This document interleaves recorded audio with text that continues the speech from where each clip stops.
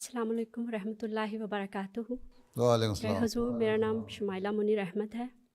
प्यारे हुजूर, हमारे बच्चे दो माशरों के दरमियान परवरिश पाते हैं, जहाँ दिन का एक बड़ा हिस्सा मगरबी माहौल यानी स्कूल कॉलेजेस में गुजार कर आते हैं और बाकी घर पर। देखा गया है कि अक्सर औक़ात नौजवानी में कुछ बच्चे आइडेंटिटी की प्रॉब्लम्स का शिकार हो जाते हैं। प्यारे हुजूर, मेरा सवाल ये है कि माँ बाप किस तरह बचपन से अपने बच्चों की तरबियत करें कि वो इन कॉम्प्लेक्सेस में ना पड़ें। जज़ाकल्लाह। आपके बच्चे जाते हैं 5-6 साल की उम्र में, बाज़ जगह 6-7 साल की उम्र में, तो 5 साल से लेकर 7 साल तक की उम्र तक तो वो आपके पास रहते हैं, ठीक है। उस वक्त आप उनको बच्चा समझ के कहती हैं कोई नहीं बस खेलते रहो।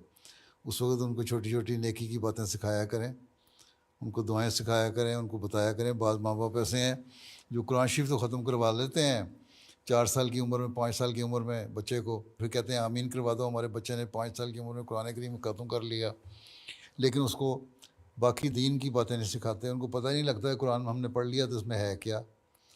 तो ये छोटी छोटी बातें बच्चों के जहनों में डालनी चाहिए। बच्चा तो नेकी की बातें सीखता है, इसलिए इस्लाम में हुक्म है कि जब बच्चा पैदा हो तो उसके दाएं कान में अजान दो, बाएं कान में तकबीर को। उसको तो अकल नहीं रखता, लेकिन उसके बावजूद उस पर अल्लाह का और रसूल का नाम डाला जाता है, खुदा ताला की वहदानियत की तालीम उसके कानों में डाली जाती है, ठीक है ना। उसके बाद अब कहती हैं जी हमारे स्कूल में बच्चे जाते हैं, वहाँ से मुतासर होते हैं। बिल्कुल ठीक है, स्कूल में जाते हैं, लेकिन मैंने तो हिसाब लगाया इन मगरबी ममालिक में साल के 365 दिनों में से 180 से 190 दिन स्कूल के होते हैं और 180 दिन इनके छुट्टियां के होते हैं। अब आधा साल जो है वो बच्चे आपके पास रहते हैं। उस वक्त आप क्या कहती हैं उनको? कहती हैं अच्छा सैर करो, मेरा दिमाग ना खाओ। माँ अपने अगर कहीं काम कर रही है कोई तो अपने कामों पे चली जाती है, बाप अपने कामों पे चला जाता है, बच्चे खेल रहे होते हैं, टीवी के ऊपर बैठ जाते हैं।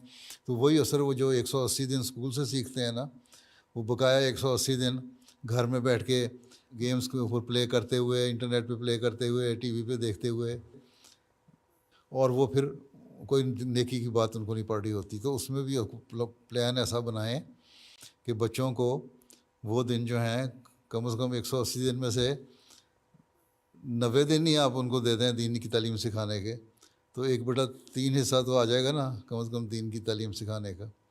उनको बताएं कि दीन की अहमियत क्या है, हम कौन हैं, हम अहमदी मुसलमान हैं, इस्लाम क्या चीज़ है, अल्लाह ताला हमसे क्या चाहता है।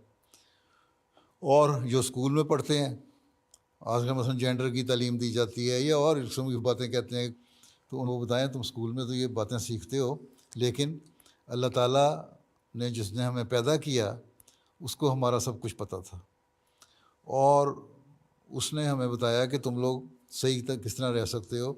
ये जो बातें हैं ये आज़ादी नहीं है, बल्कि आज़ादी ये है कि अल्लाह ताला ने जो बातें कही हैं उनको हम मानें, उससे ताल्लुक़ पैदा करें और दीन को सीखें। तो एक मेहनत है, जितनी मेहनत स्कूल वाले करते हैं आज़ादियाँ देने के लिए, उतनी मेहनत फिर घर वाले माँ और बाप भी करें, ठीक है। माँ का असल काम तो बच्चों की तरबियत करना है ना। अगर संभाल लें, इसका मतलब अगली नस्ल आपने संभाल ली। सिवाय इसके कोई माँ डॉक्टर है या टीचर है और प्रोफेशन में जाती है तो 5-6 घंटे 8 घंटे की ड्यूटी दे के वापस आती है, तो फिर अपने बच्चों को वक्त भी दे। जो दूसरी मजबूरी की खातिर कोई नौकरी कर रही है तो और बात है, नहीं तो उसको ऐसी स्टेज में जब बच्चों की तरबियत का मसला हो तो अपने नौकरी को कुर्बानी करनी चाहिए, ठीक है। इसी तरह बापों को भी वीकेंड जो है बजाय इधर उधर गुजारने के, काम से वापस आते हैं तो अगर वक्त है उनके पास तो घंटा 2 घंटे बच्चों के पास बैठे दें, माएँ भी दें। तो ये जो दोनों की माँ बाप की मुश्तरका कोशिश होगी, इससे बच्चे फिर उस माहौल में सीखने के बावजूद भी उनके कानों में दीन की बातें भी पढ़ती रहेंगी। माँ बाप को देखेंगे नमाज़ें पढ़ रहे हैं, कुरान पढ़ रहे हैं, दुआएं कर रहे हैं, दीन की बातें कर रहे हैं, तो वो अमली नमूना भी सामने आ जाएगा। तो अगर बड़ों का अमली नमूना नहीं आएगा तो बच्चों ने क्या सीखना है। अगर बच्चों को आपने स्कूल में खुली छुट्टी दे दी और यहाँ भी अगर खुली छुट्टी दे देंगे तो उसका क्या नतीजा निकलेगा। अब यहाँ जी बाज़ जगह कानून पास हो रहे हैं, स्पेन में भी हो गया कि बच्चा अगर 16 साल की उम्र में जेंडर अपना जो मर्ज़ी चाहे बदल सकता है। तो लोगों ने सवाल उठाना शुरू कर दिया, शराब पीने की तुम इजाज़त नहीं देते बगैर निगरानी के 18 साल से पहले, और इस बात पे तुम आज़ादी दे रहे हो। इसका मतलब है कि एक दजाली चाल है بہت خطرناک چال ہے تاکہ دنیا کو دین سے دور کیا جائے اور دہریت کو قائم کیا جائے. یہ دہریت کا ایجنڈا ہے جو کام کر رہا ہے، دجال کا ایجنڈا ہے جو کام کر رہا ہے.